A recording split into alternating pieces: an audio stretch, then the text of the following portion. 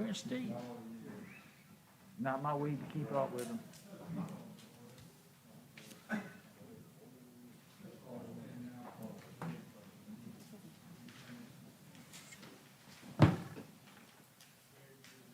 To the flag of the United States of America and to the republic for which it stands, one nation, under God, indivisible, with liberty and justice for all.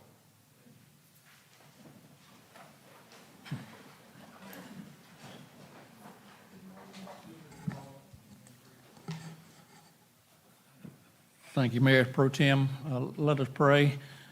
Father God, we ask that you be with this council this afternoon as we deliberate for the city of Columbia and the Midlands. Give us wisdom to make the right decisions, patience to understand each other's positions, and we ask it in your name. Amen.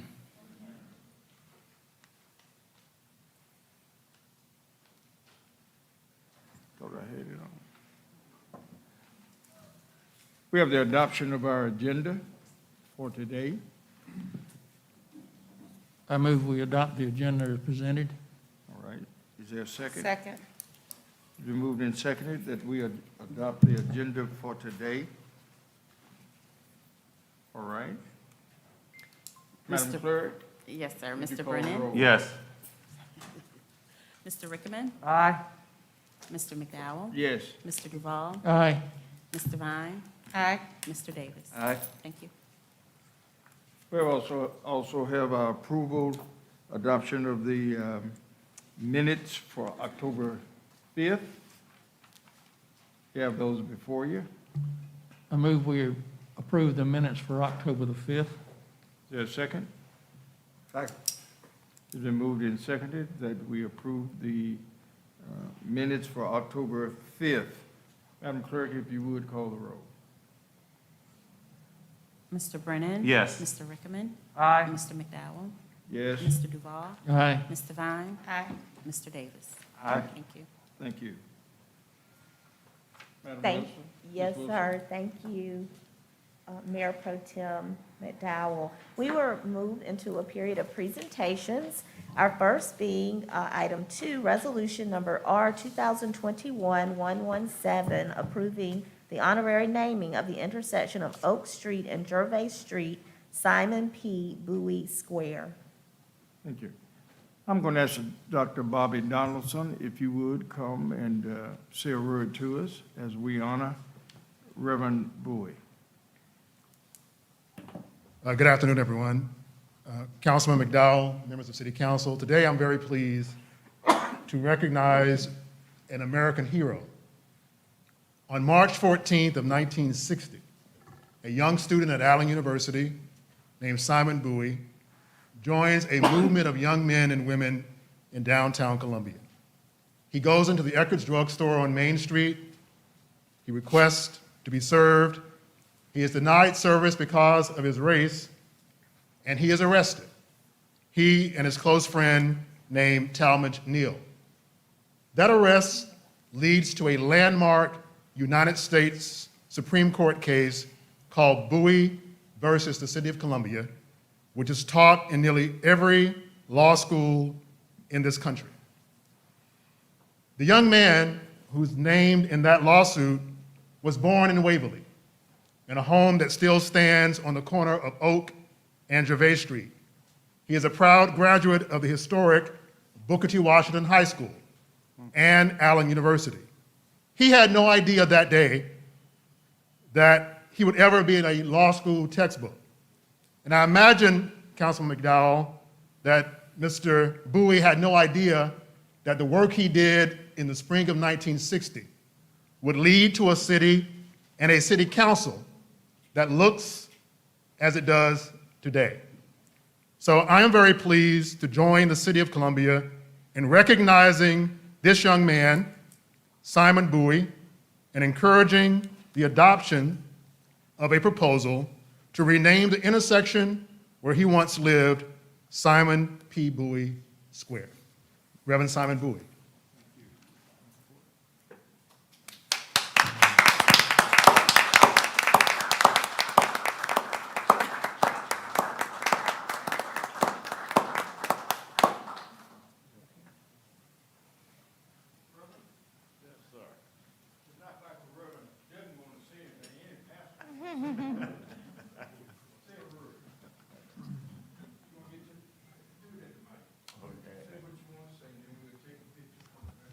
Thank you so very much, Dr. Donaldson, to the Honorable Mayor, and to the distinguished City Council.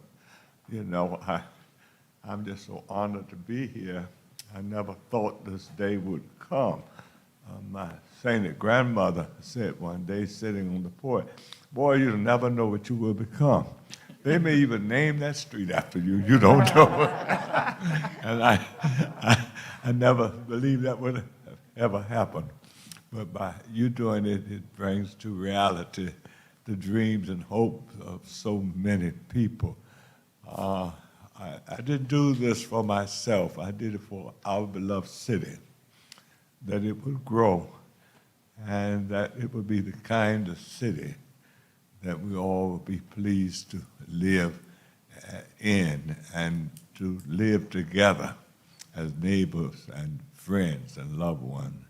So today I'm so pleased to accept this beautiful, beautiful plaque going up on the corner of Oak and Jerry Street. And I shall go and look at it almost every day. But you guys don't take it down from me.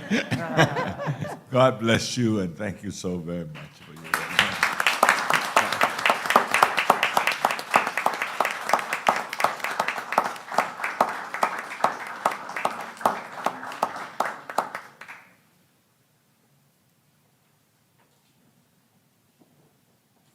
They won't be as big on the road, but you'll have this one for the house.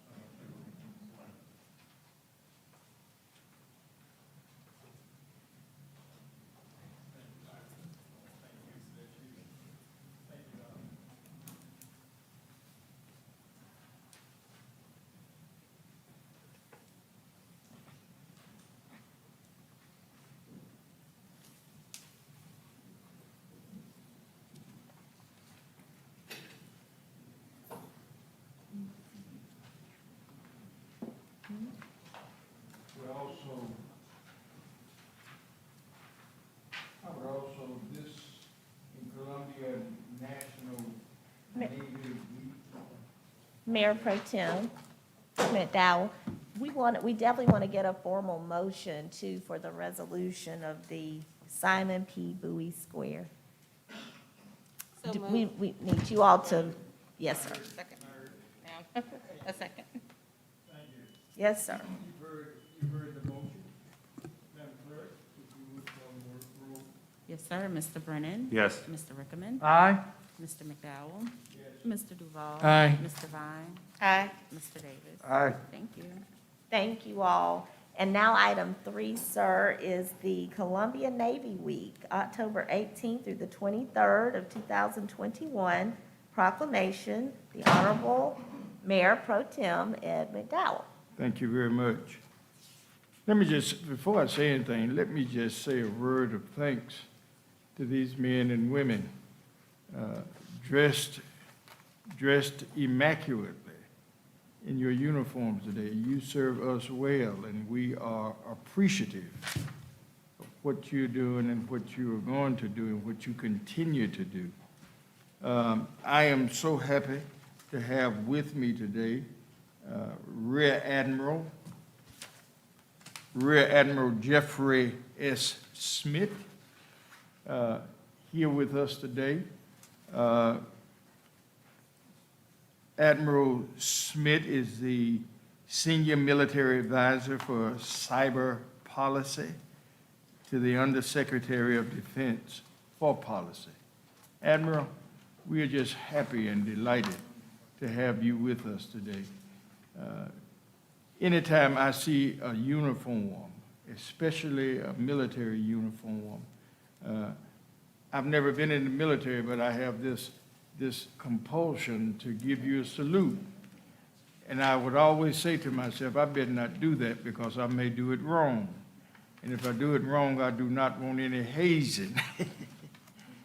So thank you so very, very much for being here today and observing Columbia Navy Week. I'd just like to read a proclamation. Whereas the City of Columbia honored is honored to have the presence of the United States Navy in our community. And whereas the state of South Carolina is home for more than 5,800, active duty enlisted sailors and naval officers, 776 Navy reservists, and 13,000 active duty and reserve retirees. And whereas the United States Navy is instrumental in ensuring the safety and security of 41.4 billion in annual exports from the state of South Carolina. And whereas the city of Columbia takes great pride in supporting our namesake vessels, USS Columbia. And whereas the Columbia Navy Week hosts special events and programs for the state to increase the community's knowledge and understanding of the Navy and its global mission. And whereas the Columbia Navy Week includes publicly available events throughout the city, now therefore be it resolved. I, Mayor Stephen K. Benjamin, along with my fellow members of Columbia City Council, do hereby proclaim this occasion of the aforementioned events to be Columbia Navy Week in the city of Columbia.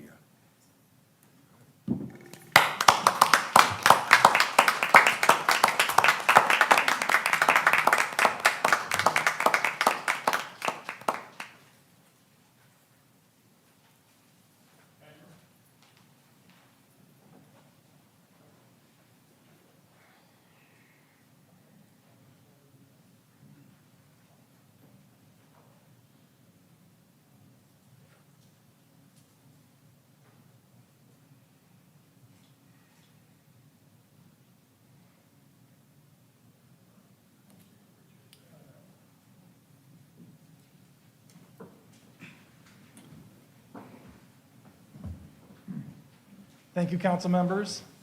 Thank you, everyone in attendance today, for helping us feel a very warm welcome to Columbia. Really appreciated everything we've seen and been able to participate in today. I had the honor of enlisting 18 of your sons and daughters on the Capitol steps just moments ago. A very, very powerful image for your city and state, and hopefully a very meaningful day for those individuals and their families. So that was an extreme honor for me.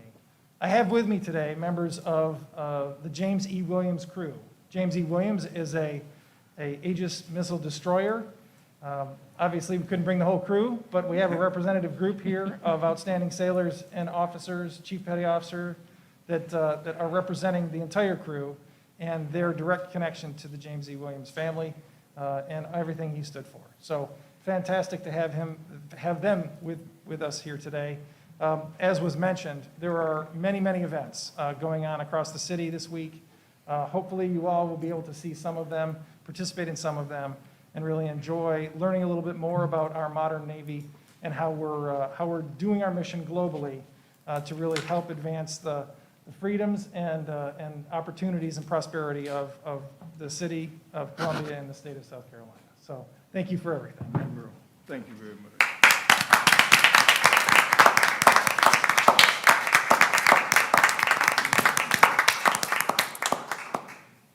Well, I know you guys would like to stay with us the remaining part of this meeting today. It would be real joyous to have you. But if you need to leave, you can do that now. Thank you very much. Thank you.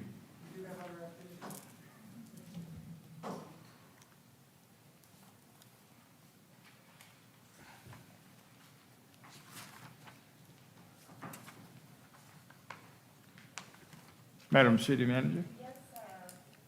Reverend McDowell, Pro Tem, we are now moving into the normal city council discussion action period where we would normally do a COVID-19 update with any comments from Mayor Benjamin and you all, and a situational report from Emergency Management Director Harry Tinsley. Harry is away today at a funeral of his deputy's father, so we're all in thought with Mike Cothran and his family. And of course, Mayor Benjamin is out of town. But in lieu of the normal situational report, I thought I would address and give you a little bit of an update myself regarding our mandatory vaccination policy that you all directed back in early September, moving towards that policy, which is due to be implemented on November the 1st. And so we are making steady progress in the city with getting our employees vaccinated. I'm actually very pleased from the point that we were when we first started talking about this, trending like the community, probably lower than 50% or right around that percentage point. We're now at 74% of our employees who are vaccinated, and an additional 4% are partially vaccinated. So assuming those 4% will finish and get that last shot to be fully vaccinated, we'll be hovering around 78% here very soon. And so I really want to thank our city employees, the public servants that they are, for being willing to listen to me during some very hard conversations we've been having over the last several weeks, in person, me going out, talking with them, trying to encourage and explain why it is not about discounting at all their personal beliefs. This is about the continuity of services that we must provide for a municipality, like many others across this country, to provide the services that we have to deliver as public servants. And so we are trying to honor your directive.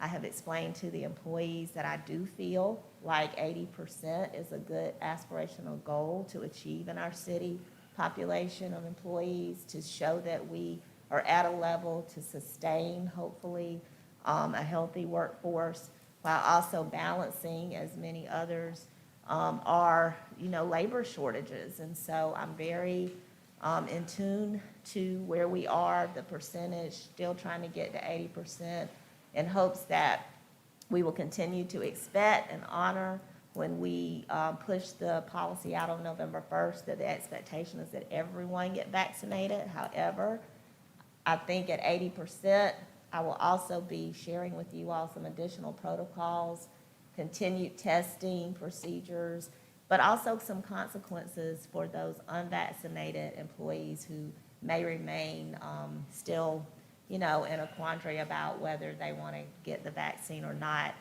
once the policy is pushed out. My thought process, as I've explained, because this question has come up a lot with the media in the last few days, is that these consequences, which we are working through with Ms. Benjamin, Ms. Javis, Ms. Knox, the entire legal team, will be things that I think are meaningful to some of our staff if they choose to still work for the city, because I certainly want them to. But I think that because it will now be a policy, there have to be some consequences if you choose to still work with the city. There'll still be some things that you have to adhere to. And so those are the things that I will be bringing forward by November the 1st. I don't recommend that we terminate anyone on November the 1st. I think we're building in some deadlines in that policy that I'll present to the staff and to you all. But that is the update that we have for today on that. And if, I'm here to answer any questions about that. I know, it's being widely discussed. Yes, ma'am. Ms. Wilson, can you explain to us the testing protocols that have been put in place and how is that going? Yes, ma'am. So, Director Tinsley, Ms. Benjamin, Ms. Javis have been very active in standing up available sites for our city employees to go to weekly. So we have a schedule, whether it's public safety folks are going on certain days, and then other unvaccinated city employees are going on certain days. but they must present their test results to their supervisors in a timely manner during that week period. And if they are negative, which we hope that they are, and many have been, thank goodness, then they, it's documented, then they have to do it again the following week. If they're positive, then we're handling each of those cases on an individual basis and adhering to the same protocols we always have been, whether it's quarantine situations, et cetera, but making sure that those employees get the care that they need and that any exposures have been addressed as well. So But it's a weekly testing process. So that the November, as reported in the paper, the November protocol, whatever it was, is going to continue, and you coming back to us with something that is, perhaps can be concretized. Yes, sir. So prior to November 1st, I will definitely share the final draft of the policy with you all, and push that out as well to our employees. I'll share it with you. If you have any questions, concerns, it'll be enough time for you to let me know. But that protocol, that policy will mandate vaccinations. It will also go into any additional consequences for those who may choose not to have gotten vaccinated by that point in time. My recommendation is going to be to follow some of those consequences in lieu of any automatic terminations of employment, because I do think, I feel like we'll get to 80% of our entire population vaccinated by then. We're at almost 78% right now. And every day I'm still talking to employees and we're still pushing forward. So I do feel in order to balance our continuity of services from a health perspective, but also from the ability to maintain the workforce that we need, that is the balance that I've tried to strike. And I think that some of these, consequences that we're talking about for unvaccinated employees will factor in possibly things like, just to give you a little bit of flavor of things we're talking about, obviously we have COLAs that are on the horizon, cost of living increases. We have merit increases in the years to come, hopefully. So that evaluation process, if you are not agreeing to adhere to a city policy, then that is a mechanism for documenting that in that way. And therefore, as an unvaccinated employee, then you may not be able to benefit from some of those things. These are just some of the possibilities of what we're thinking about. Also still trying to incentivize for the employees that are vaccinated. The federal government did away with COVID leave time.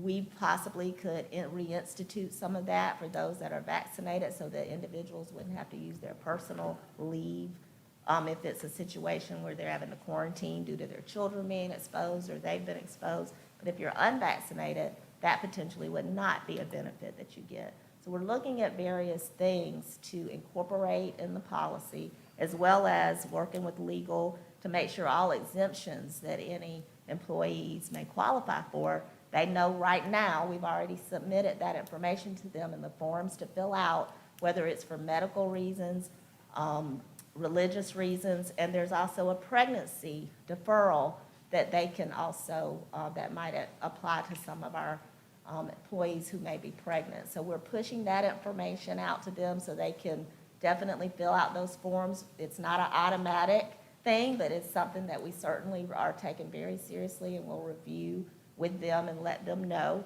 if those exemptions they qualify and would be accepted to, so they wouldn't have to get the vaccine. So that will be all laid out again in the policy. Any other OSHA, FLSA compliance regulatory things will be in the policy that we have to follow. I mentioned how we may handle leave or any additional leave or leave that may not apply to unvaccinated employees, as well as some additional things that may, be more department specific. I mean, there are some things that police and fire may have that apply more to them. And so if those may be some things that we'll look at as far as, a carrot and a stick kind of thing if you choose to be unvaccinated. So we're really I'm trying to recommend to you opportunities for our employees to keep their jobs. But if you choose not to be vaccinated and you are given the opportunity to still maintain your employment, there will have to be other consequences also that are in place and protocols to include continued testing. You know, as this wears on, you know, there's been discussions of antibody testing, and I know many of our first responders are very in tune to that. I'm not a doctor, as I've told them, and I don't know. Some of the questions I've gotten, I can't give direct answers to until we continue to work with DHEC and CDC regulations on what is appropriate. Maybe one day soon, that might be something that we can look at as far as your natural immunity, if it truly is of a certain level. We're not there yet. The goal is to push vaccination, and so that is the directive you've given, and that's the direction we're trying to follow. Ms. Wilson, are there time parameters attached to that? So the policy, Mayor Pro Tem will give all of this in great detail. Obviously, the policy will come out on November 1st. We've already started taking in exemption forms. I would anticipate there will be a date, something that is what we talked about, unless something glaring changes between my discussions with HR and legal. That's kind of the date I'm looking at, December 31st. Okay. Start the new calendar year, where employees can also still benefit from the vaccination incentive that you all also approved for employees. If you get vaccinated, you get $500. We originally set November 1st, but obviously I've had employees who have really responded to what we're saying, and they've chosen to get vaccinated, so I certainly want them to get the incentive up till December 31st. Thank you. Mr. Mayor Pro Tem. Are there, yes, sir. Mr. Duval. City Manager, I think you're doing exactly the right thing, to have a continuum of steps to encourage those that are not vaccinated to get the vaccination. I think December 31st is too late. I would prefer it be moved up to maybe the last of November rather than the last of December. These people that are refusing to get the vaccination are putting themselves at risk, they're putting their families at risk, they're putting their fellow co-workers at risk, and they're putting the people they serve in the city of Columbia at risk. Beyond that, they are a tremendous risk to the city of Columbia for our health plan. It's $75,000 plus to treat a COVID patient these days. And if we allow them to stay on our payroll, we are going to incur more of those expenses. And now that we're on the state health plan, I think we're being evaluated each year now. We've been there long enough to maintain our own rating system, so it's going to hurt us. But I think that you're right to give them some options to push them in the right direction. I wish they would go ahead and accept the vaccine, but they got to be terminated at some point, whether it's the last of November or the 1st of January, if they have not gotten vaccinated, in my opinion. Well, go ahead, Ms. Wilson. Oh, I don't have anything further, Okay. unless y'all have questions. Any other comments? Sam? Mr. Davis?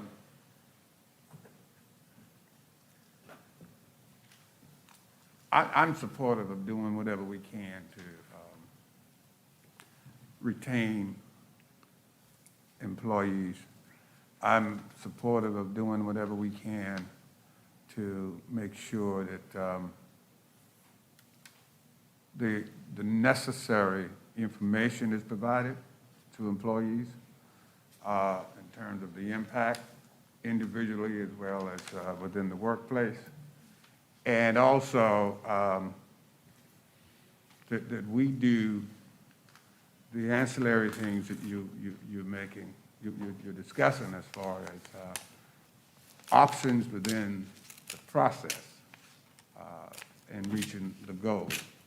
So I don't have a problem with that. I think we owe it to employees, the people who serve this city, to make sure that they have every opportunity to take advantage of state-of-the-arts approach to make sure that we have a safe workplace. I'm not, I don't have a staunch position on termination yet, because I don't know that you've fully reached that point of determining whether or not it's in fact necessary or the policy is gonna so state. Am I correct? Yes, sir. Okay, so, I can appreciate what you're trying to do. I think we should have conversations and dialogues with the employees. I don't have a problem with that. We owe them that. And I'm hoping that we can reach a level of appreciation on both sides. So I would suggest that you continue to do that. I am, and have always been, a staunch supporter of our first responders. I don't know of anybody in this city that can question that. And I want to make sure that if decisions are made to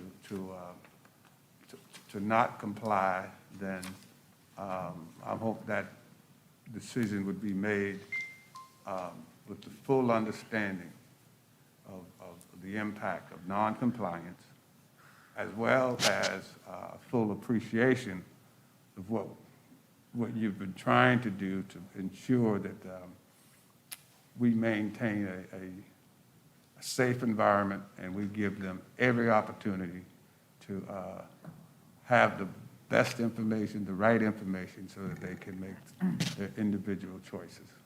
Yes, sir. All right. Are there other comments? Ms. Wilson, just let me say, I think the flexibility of what you just said gives us an opportunity to sort of look at forensically what the policy is and how it impacts persons. I don't think we haven't mentioned that terrible word of termination. We don't want anybody to be terminated, but at least given the opportunity to make this policy work gives us the flexibility, with all considered, an opportunity to make this thing work. So I agree with the parameters of your timeline.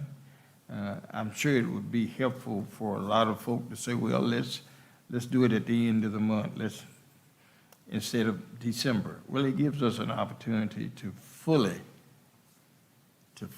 put this plan together so that folk aren't hit with severity of this virus, and of course, protecting our city, the 2,300 city employees. Yes, sir. So, yes, ma'am. And Thank we, you.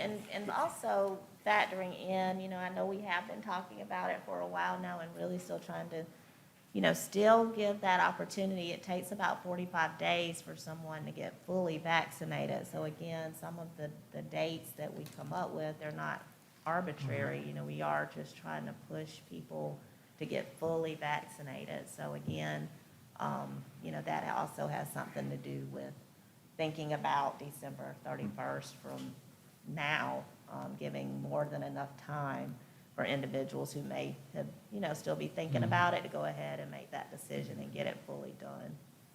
Yes, sir. Mayor Pro Tem, Yes, sir. point of personal privilege. I believe we've been joined by Representative Leon Howard. I can't tell if that is Leon over there with his mask on, but I believe it is. I recognize his Yeah. gray hair. Delighted to have you with us It's getting this grayer. afternoon, Representative Howard. Thank you. Representative Howard, glad to have you in our midst today. Gray hair and all. Thank you, sir. Gray beard, too. Gray eyelashes, too, yeah. You on the whole 9 yards. Thank you. Thank you, Mr. Duval, for raising that personal recognition. Is there any other questions of Ms. Wilson? If not, Madam City Manager? Yes, sir. Thank you all very much. At this point, we can take up the consent agenda items 5 through 18.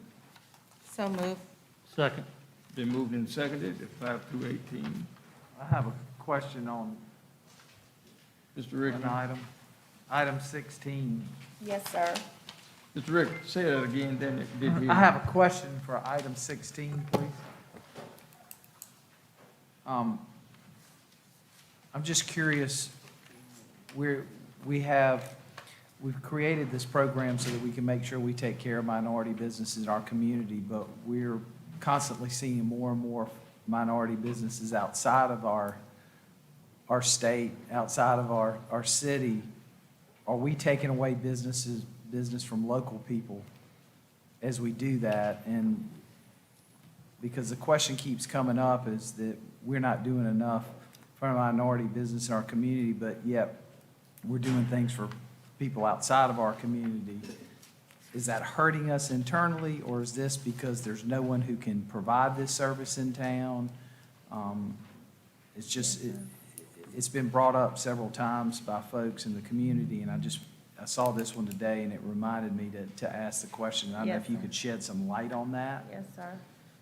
Yeah, it is the continuous effort of the programs, which I do feel have grown in the city, to address small minority women-owned business enterprises.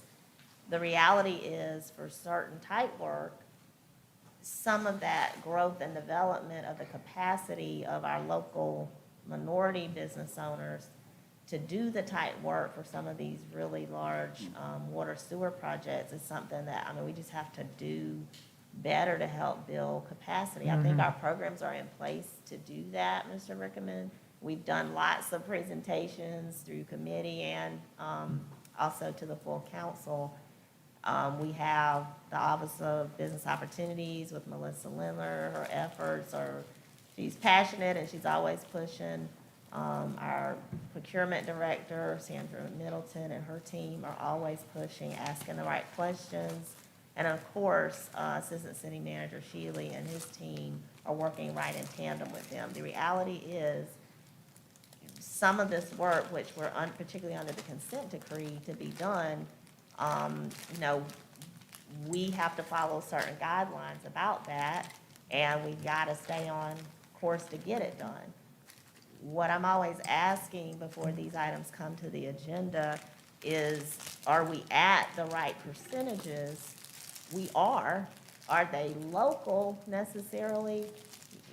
Maybe not in some instances. And so whatever we can do, I'll let Clint come up and address anything more to help move that needle.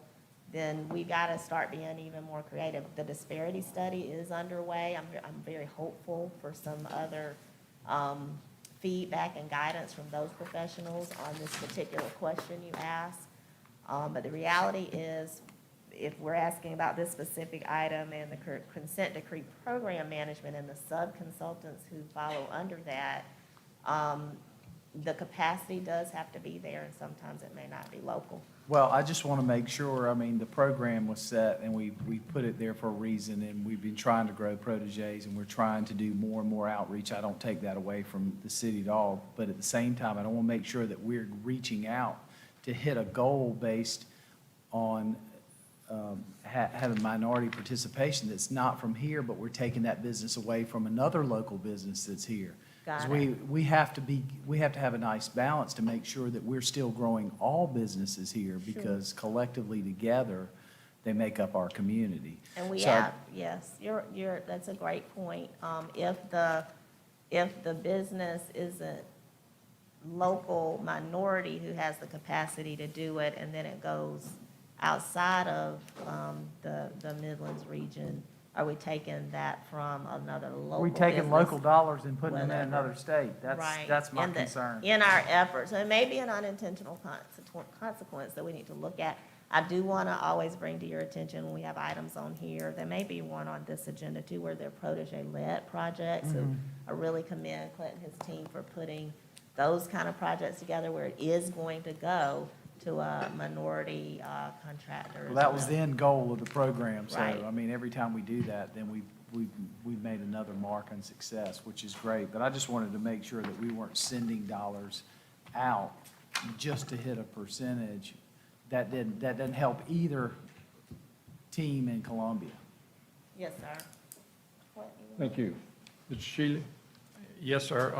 So just for a little bit of I'm sorry. context, and I'm sorry. Councilman Davis. That's all right, go ahead. Just for a little bit of context for Councilman Rickman's question there, about 25% of this contract is going to MWBE Enterprises. About 20% of those are local. We did select many years ago the base provider of the services, the main contract with CDM Smith based on their qualifications to be able to deliver a program in a consent decree compliance of this magnitude. So this is a continuation of that. I'm sorry if that's helpful. I didn't mean to cut you off, Councilman Davis. Oh, well, Thank you. well, I'm just, I'm glad that I'm not the only one at this point that still take notice of this type of contract. CDM has been in this city even before they changed out, since the ground was dirt. And they know what we've been trying to do as far as local businesses. I don't know what they're trying to do to help us meet those goals. And that's a lot of money, again, that's leaving the state. And the heartburn I have on this is I don't know what their policy is. Our policy is that we're trying to grow local, small minority businesses. It doesn't seem as though that's their goal, because that should be one of their concerns before they put something like this on the street, I don't understand most of in it. my opinion. So, again, we're still not, it's still not convincing me that we're really working to develop the talent in town. Somebody has got to do more to find these small businesses and help them get into the arena where they can develop those skills. Once they develop those skills, we're doing what we can to find the dollars to us, the financial parts of it, to help the businesses grow. But somebody has got to play a major role in helping them develop the kinds of skills that's needed for the types of contracts we're putting on the street. Now, I'm not pushing it at you, Clint. I think everybody knows my position on all this. And this is an example, again, of us saying, well, we don't have anybody that can do it. If that's always the point that's being made, then I think collectively, we've got to show that we've got tech across town. We've got the University of South Carolina. We've got these large businesses in the city that are recipients of. Are we looking at the same contract? Yeah, I'm not sure where is this outrage. There's one sub that's a minority sub, 3% is going to Georgia. Everybody else is in South Carolina.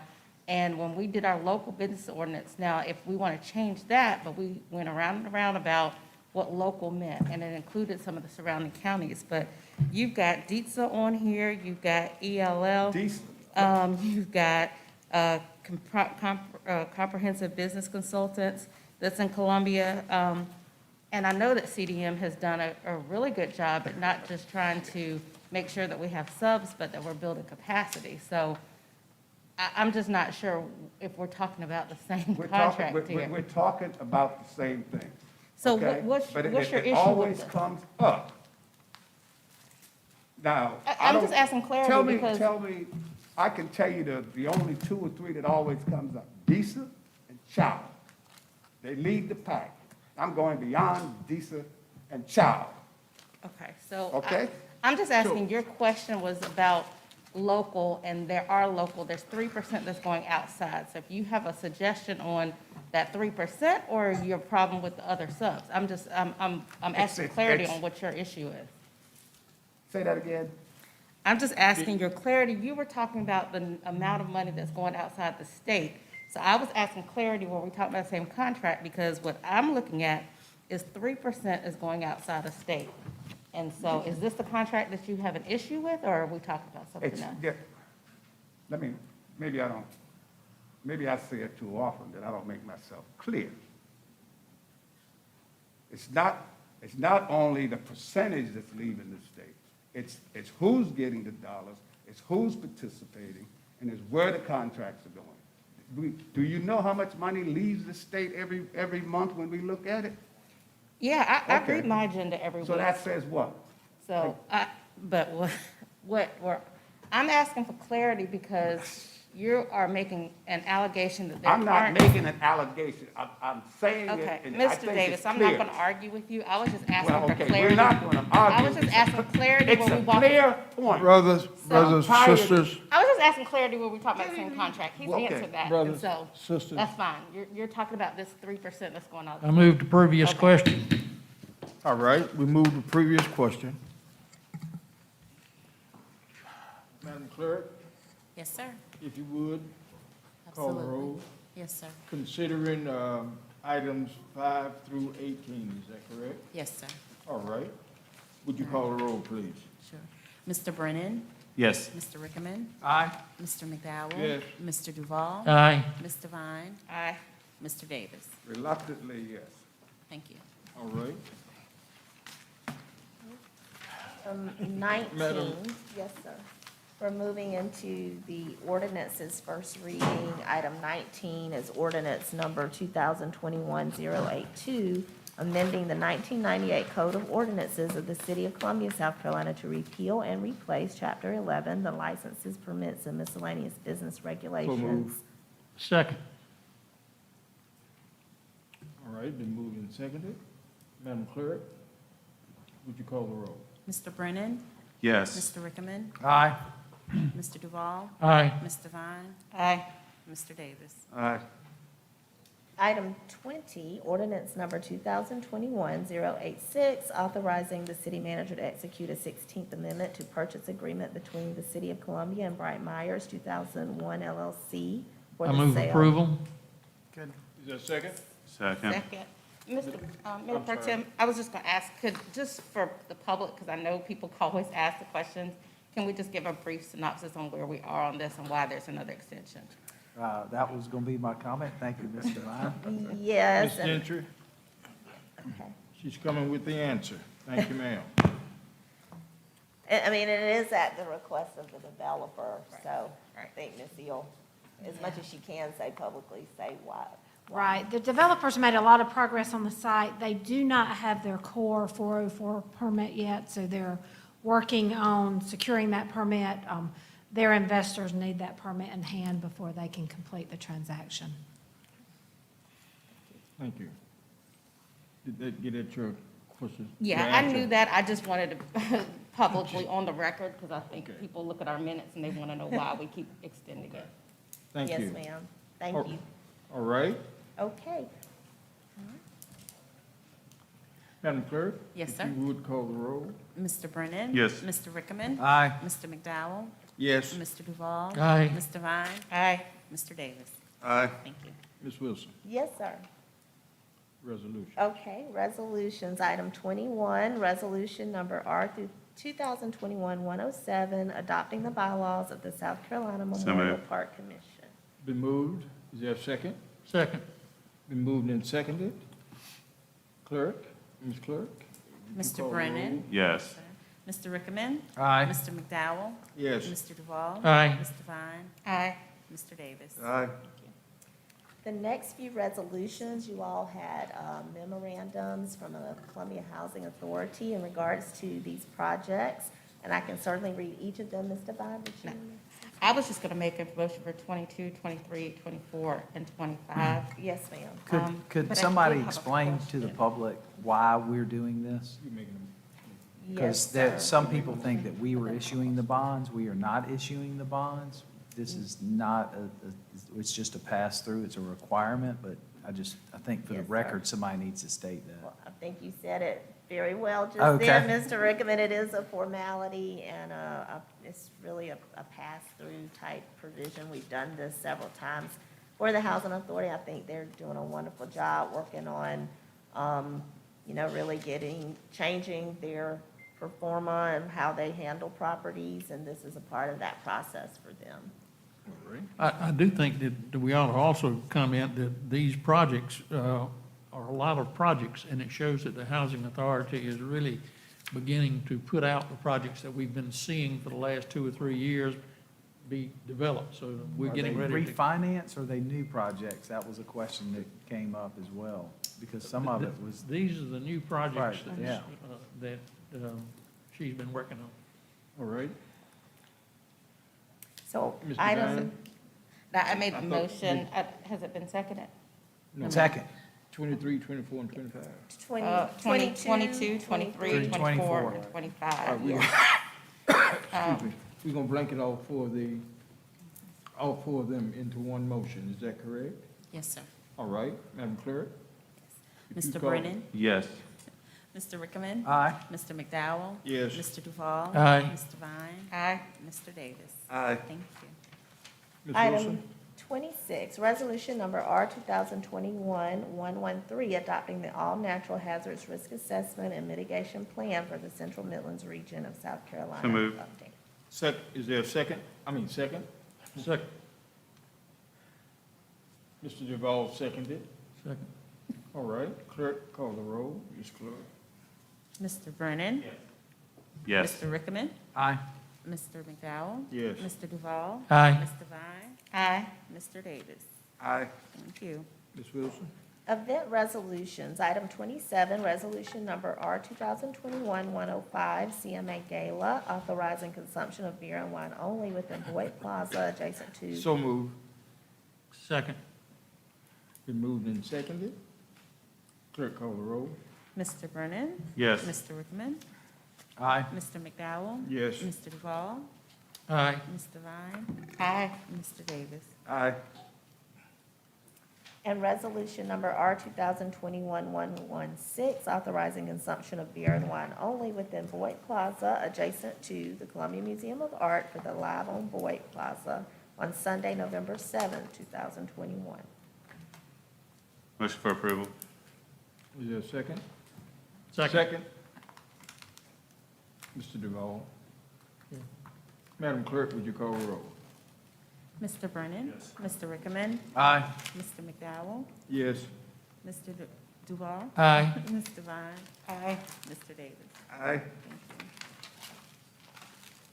Moving into a period of appointments, Mayor Pro Tem, we can ask Ms. Jenkins Wood to come forward to assist. You have the Accommodations Tax Advisory Committee, the Citizens Advisory Committee for Community Development, Climate Protection Action Committee, and the Richland County Board of Assessment Appeal. Mayor Pro Tem, can Yes, I sir. ask that the Accommodations Tax Advisory Committee be carried over to the next meeting? Why is that? I'd second that. Because it's going to take some study, I think, to, there's no hurry on them. They don't want to have any money till another few months, and Mr. Duval, is that a motion? I would yes. second it. Yes. All right, it's been moved and seconded. And that is to defer that to our next meeting, Howard? Say that again, Ed? Is that to defer it? What did you say? I didn't, Just defer it a month until what? to the next meeting Okay. in November. All right, November 9th. Yes, sir. All right. Question. Question, Mr. Davis? For clarity, what are we saying are vacancies? So the accommodations tax is much like hospitality, Right. where they've reached out to individuals, and some that were previously appointed have said they would like to be reappointed, others have not. It's kind of, so just like you all extended the term for hospitality tax for a year. A-Tax is in a similar position where they really haven't been serving. The applications are, the people that applied are new, but the actual board updates haven't been updated since 2018, when it was last active. So that's why on your memo, it points out that it's not updated, because that's the last update or a time when people were appointed or rolling off on that board. Okay, So the actual number of vacancies are 7, 4, 7. 7, yes, sir.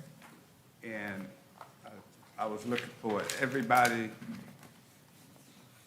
that's serving now, how many of them, whose time is up? All of them, their time is. They're all, okay. And then some are eligible to be reappointed, others are not, which is, so once hospitality tax from last week was extended, we've been reaching out to the individuals to see if they would continue or want to continue to serve, because some of them had already said, so it's H-Tax and A-Tax kind of need to be updated all the way around. Right. And since they haven't been updated for the past few years, that are placed for, got to move it forward, so. So it's like, it's an open slate now. I was trying to discern In so many that words, from what it I read. is. Okay. Mhm. Yes, sir, the A-Tax is. H-Tax is now extended for a year and gives them time to kind of regroup, since neither board has been used for the Okay. past few years. Thank you, Mayor. Yes, sir. thank you. Yes, sir. All right. Did we vote on deferring that? All right. No, sir. No, sir. Did we vote on that, Yes, Madam sir. Clerk? Okay, you ready? Okay. All right, we did? No. You have not voted on the motion. Okay, No, sir. thank you. Clerk, call the roll. then. Yes, sir. Mr. Brennan? Yes. Mr. Rickman? Aye. Mr. McDowell? Yes. Mr. Duval? Aye. Mr. Vine? Aye. Mr. Davis? Aye. Thank you. Okay, Ms. Wood? Next up, we have the Citizens Advisory Committee for Community Development, and we need a District 2 appointee. I nominate Tiara Dungy, Okay, yes, sir. Tony Dungy's daughter. Second. All right. There's It's been only moved one and appointee seconded. and it's District 2, so we can vote on this. All right, it's been seconded. Clerk, call the roll. Mr. Brennan? Yes. Mr. Rickman? Aye. Mr. McDowell? Yes. Mr. Duval? Aye. Mr. Vine? Aye. Mr. Davis? Thank you, Aye. Mr. Rickman. Next, we have the All right. Climate, oh, sorry. Go right ahead, Ms. Wood. Next, we have the Climate Protection Action Committee. Council's asked to appoint up to 4 non-voting appointees, and there are currently 4 non-voting positions available. We have I think 3 we have- applicants. And we have 3 applicants, yes. I would move the appointment of Mary Nesfield, Lisa Mizkari, and Daniel Alpagadi. All right. There's a that's 2. That's Second. One more? That was That's three. 3. Three. There's still one more, but There's there's still We one need- more. There's one more. I'd like to Okay, do that next time. yes, You sir. need to get some representation. There's nobody from one. Right. Also, we got the 3, there's 4 vacancies and 3, we've nominated 3, is that Yeah, correct? we have Yes, 3 sir. applications. And only 3 applications. All right. Yes, sir. And Sam, I think you're holding that until the next meeting? No, I've moved these 3. We only have these 3 applications, so if Been Mr. Davis seconded. has somebody, he can make sure they get an application in for next time, because we have 4 positions. Okay, Yes, sir. all right. Is there a second? There was. Second. All right. Clerk, call the roll. Mr. Brennan? Yes. Mr. Rickman? Aye. Mr. McDowell? Yes. Mr. Duval? Aye. Mr. Vine? Aye. Mr. Davis? Aye. Thank you. Next, we have the Richland County Board of Assessment Appeals. We have one appointee for the city of, one person we can appoint from the city of Columbia to that board. And the stipulation, the primary stipulation is that they reside within the corporate city limits. We Is have that- 2 Is that you, applicants. Will, is that you? Is it you?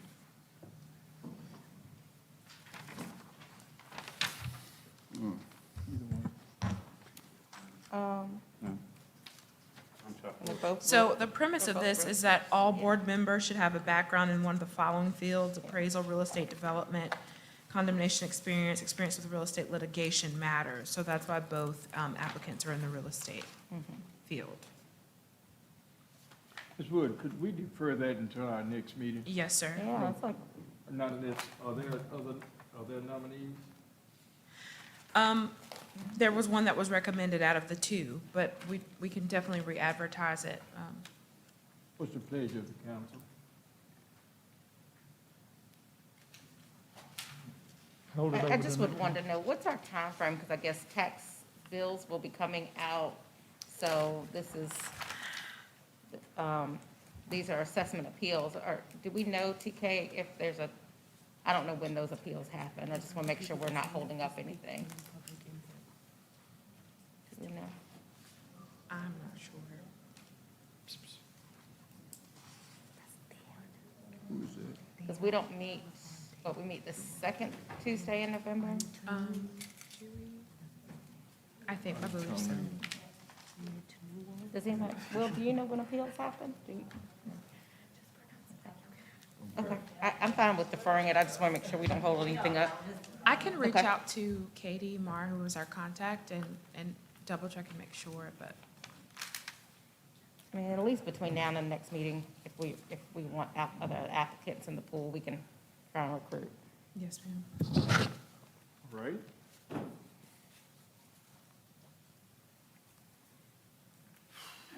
Okay, Yes, sir. That's it. we're done? Yes, sir. Thank you. Thank you very much. Thank you you. very much. Thank you, Ms. Wood, for the work you do and how thorough you are in getting us ready for our council. Thank you for being thorough in getting us ready. All right, are there committee referrals? Yes, sir, Mr. Duval? Mayor. Pro Tem.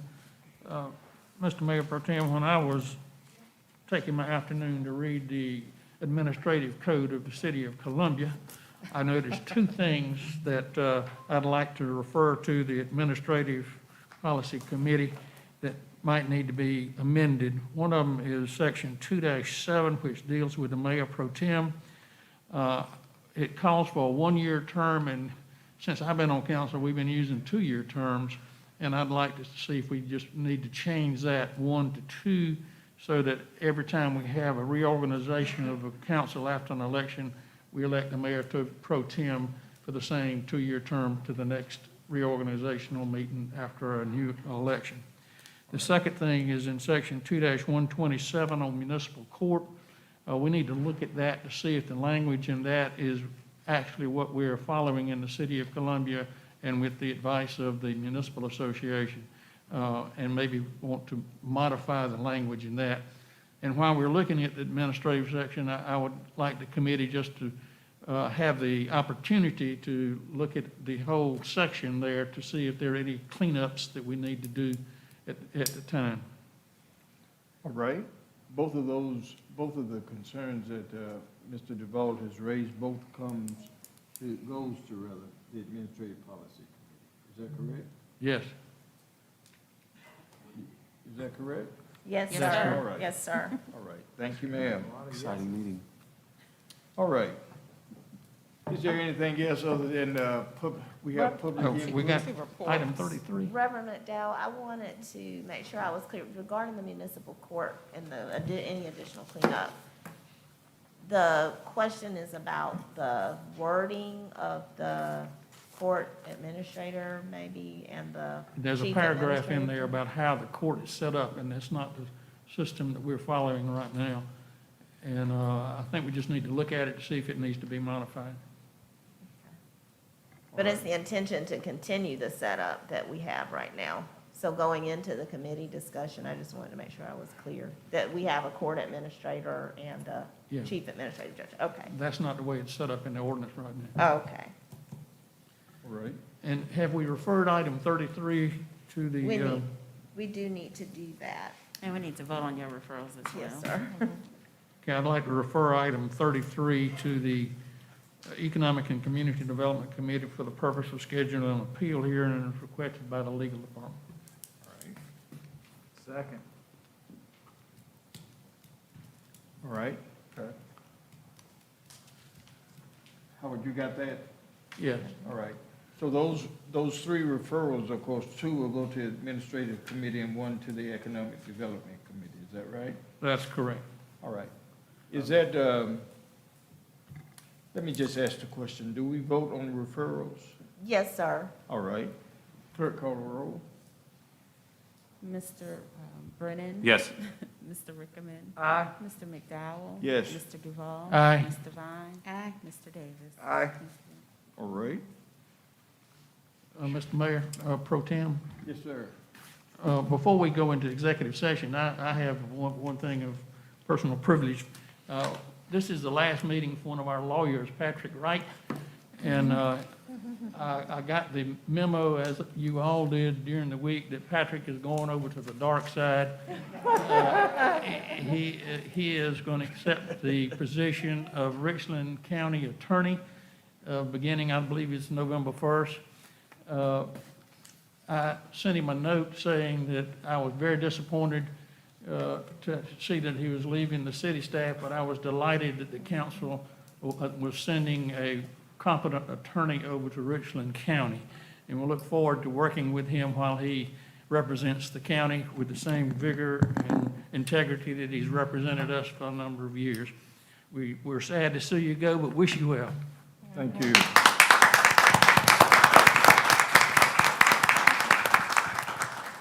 Patrick, please know that you're going to be missed in our city, and of course, I'm sure Mr. Duval will continue to use you and ask questions.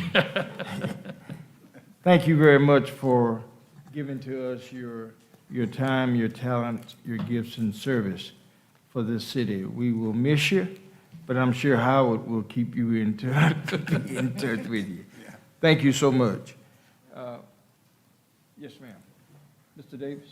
Yeah, and that's, on that same note, I sent Patrick a note also. You know, it's always good when you're part of a team and you stop and take note that everybody else wants one of your team members. That's right. You know, I had I think for some reason this year I was kind of focusing on Patrick because and the department, because they've had some challenges this year, real challenges, and we got to see them in action depending on the issue.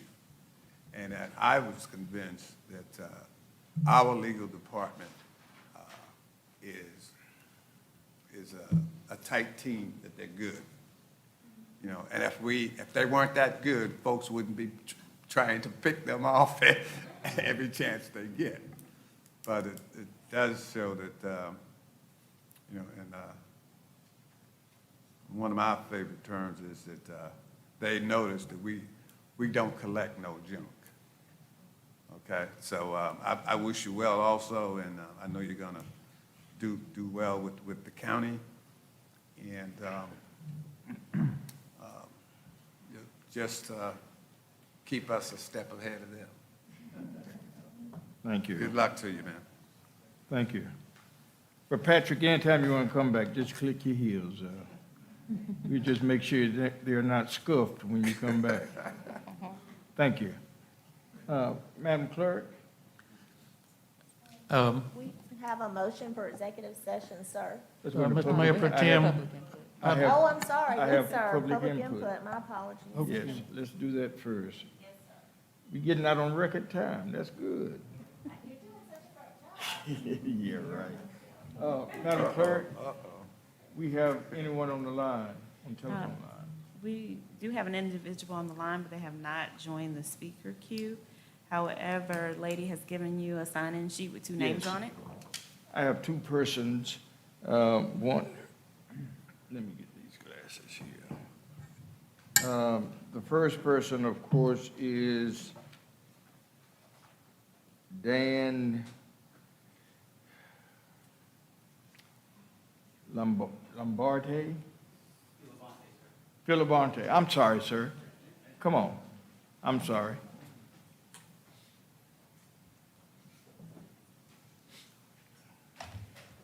Sir, if I may, Mayor Pro Tem, Yes, sir. I understand we've only got, I believe myself and a friend of mine that are speaking. What I've got to say is on the COVID mandate, and I would respectfully request additional time, just so I can get my side out. As an unvaccinated person, I'd love for y'all to hear what I've got to say. I find it very, very important. It's near and dear to my heart. So I would request, sincerely request, some extra time over the 3 minutes. Well, the 3 minutes is, of course, the time that we've allotted for each person, and we understand the issues involved. We're going to have to adhere to the 3 minutes, and if there is additional conversation you'd like to have with us individually, we'd like to do that afterwards, Okay. before executive session. And I can you make sure you understand. speak a little bit closer? I'm having a little trouble. I'm You might sorry. want to pull, yeah, perfect. Is that better, ma'am? Yes, sir. Okay. Go right ahead. Okay, thank you. Good afternoon, council members, City Manager Wilson, and Pro Tem Mayor. Yes, sir. I appreciate the opportunity to speak to you on the matter of vaccine mandate. My name is Dan Labonte. I'm a 15-year employee with the City of Columbia. Been retired after serving 20 years in the Navy. First of all, I'm going to say I'm not going to get the shot. I'll be very honest with you. I understand mandates are coming. I fear them as well as my fellow employees. However, I'm not going to get it. As per Wiktionary, the definition of vaccine, it's not covered by this COVID shot. Okay? A vaccine is something that makes you immune from getting a virus. And this vaccine, it has been proven, does not do that. Okay? So I refer to it as a shot. It's not a vaccine. In addition to that, once you do get the COVID-19, you can still get COVID-19 and you can still transmit it. Okay, we know that. It's a known fact out there. So I can't see me getting it and still having the same side effects. Okay, and that's known side effects. We're still looking out in the future. We don't know what the unknown side effects are going to be. So why would you even consider mandating a shot when it's been proven to be ineffective? In 2002, 2003, China had an outbreak of SARS-1 with a fatality rate of 9.6%. In 2012, Saudi Arabia had outbreaks of MERS with a fatality rate of 34.4%. Yet no one mandated a vaccine or mandated you get a COVID shot. COVID in comparison has a 0.1% fatality rate, 0.1, as opposed to that 34.4 and the 9.6. The majority of these deaths happen within the 0.62% of the population that lives in nursing homes, which are elderly. Okay, they have more ailments, more side effects, or more conditions that would lead them to death, in addition to the COVID. Now, what we have out there is prophylactic regimens, which utilizing hydrochloroquine, HCQ is what I'll say now because it's a difficult word. I'm not a doctor. But HCQ, the hydrochloroquine, has been used in many countries. It's been proven to be effective in combating COVID. In India, they did a prophylactic, gave it to every citizen, and they got COVID down to less than 85% within the country.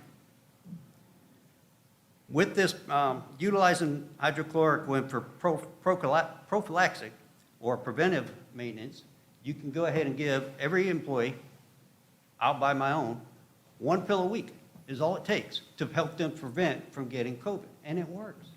It works. We've done it in different countries. We've done it here in the U.S. Doctors have had their healthcare providers on HCQ, and they don't get it. They don't get COVID. Okay? That's there's 38%, a study they did, 38% of people taking hydroxychloroquine did not get COVID, as opposed to, 7%. And 38% that weren't taking the preventive ended up getting COVID.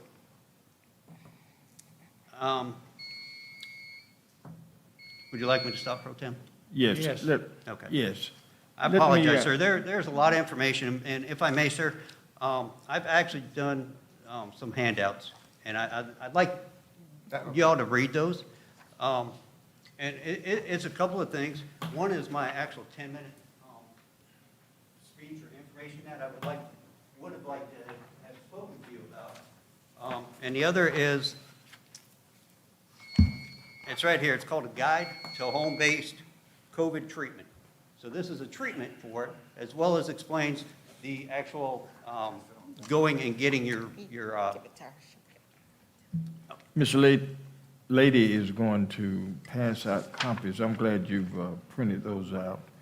We certainly thank you for your giving us some of that information verbally, and you're giving some of Mr. that Mayor to Pro us. Tem, can I, is this the only one of the speech, and then you're giving us this? Yes, So we ma'am. need to make copies of this. I'm sorry? We need to make copies of this. No, ma'am, I've got some extra copies she's handing out for me. Okay. Yeah, Yes. so- I just ask that you read that. Yes, It's sir. another alternative as opposed to putting your employees, the city of Columbia's employees on the line. And it Well, would put us in a cutting edge as far as trying to get this taken care of and trying to get ahead of COVID without drastic measures. Well, we certainly thank you for your passion in this, particularly this subject matter. We're glad that you're able to give us some information for us to Absolutely, sir. read. And of course, if there's a contact number we need to talk to you, is that included in this? It is not, sir, but I will be more than willing to provide that. I appreciate that, and I appreciate the time you've given me to speak today, sir. Thank you, Mr. Levante. Thank you. Thank you, sir. Did you get what you needed to me?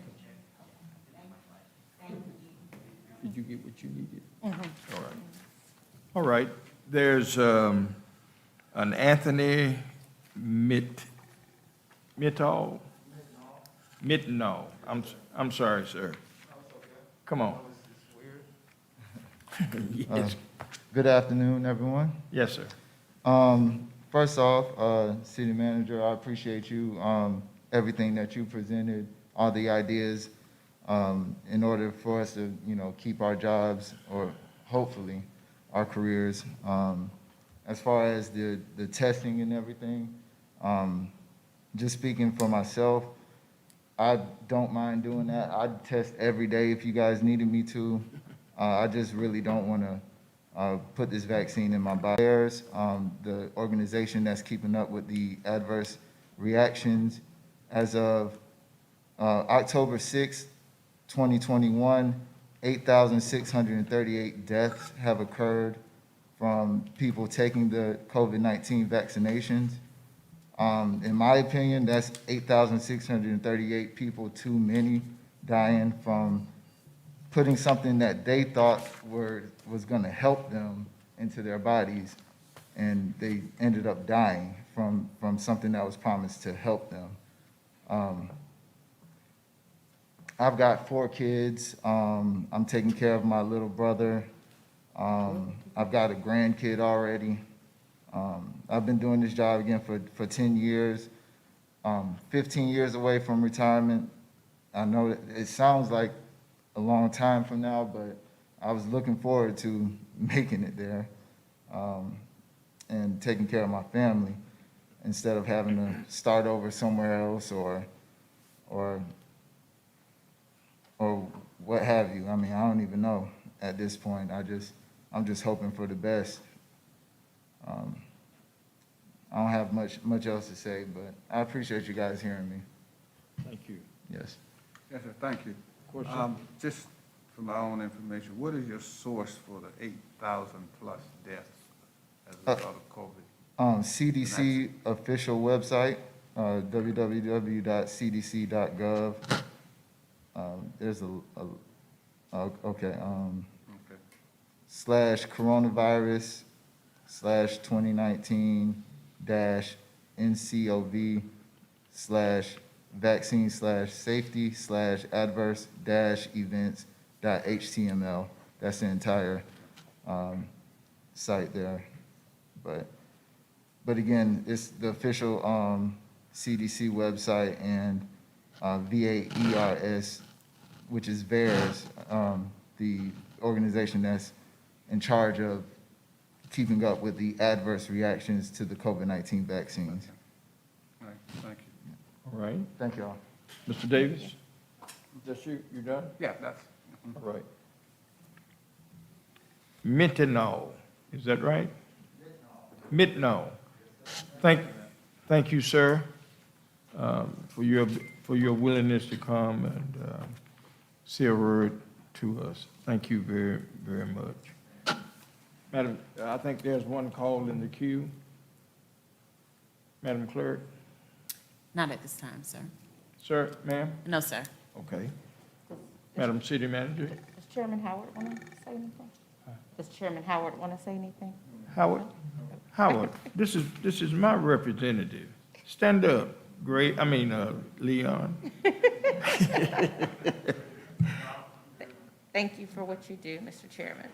Glad you're here today with us, Representative Howard. You're a very, very valuable asset to our city and, of course, to our community.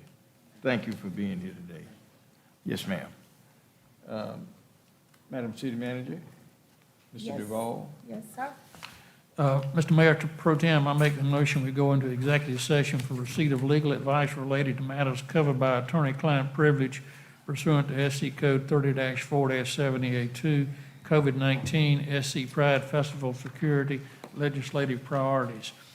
Discussion of negotiations and proposed contractual arrangements pursuant to SC Code 30-4-70A2, Riverfront Park naming rights agreement, Convention Center, and Municipal Complex. All right. That's your pleasure. Is there a motion? Second. It's been moved and seconded. Madam Clerk, would you call the roll? Mr. Brennan? Yes. Mr. Rickman? Aye. Mr. McDowell? Yes. Mr. Duval? Aye. Mr. Vine? Aye.